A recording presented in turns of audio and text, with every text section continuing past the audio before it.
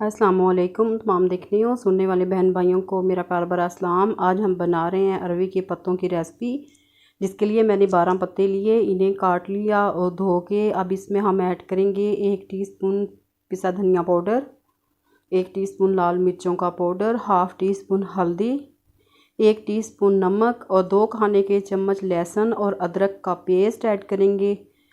Half के जी इसमें मैं बेसन ऐड करूंगी और 2 खाने के चम्मच कुटी हुई हरी मिर्च ऐड करेंगे और मिक्स कर लेंगे इनको। जब ये मिक्स हो जाएगा मसाला हमारा, तो हम अलग पतीले में पानी बॉईल करेंगे और उसके ऊपर स्टीमर रखेंगे। स्टीमर रखने के बाद हम इन पत्तों को स्टीम कर लेंगे। पत्ते रखने के साथ इसके ऊपर कवर लगा देंगे और इन्हें स्टीम कर लेंगे। माशाल्लाह से पत्ते हमारे स्टीम हो गए थे। अब इसका मसाला तैयार करेंगे, जिसके लिए मैंने लिया 1 कप घी, उसमें 2 प्याज शामिल करेंगे और इन्हें हल्का ब्राउन कर लेंगे।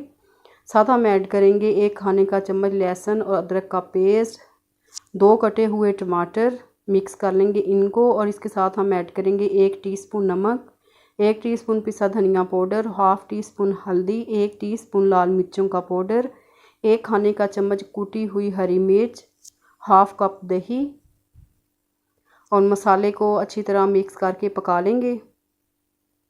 जब मसाला हमारा पक जाएगा तो हम इसमें स्टीम किए हुए पत्ते ऐड करेंगे।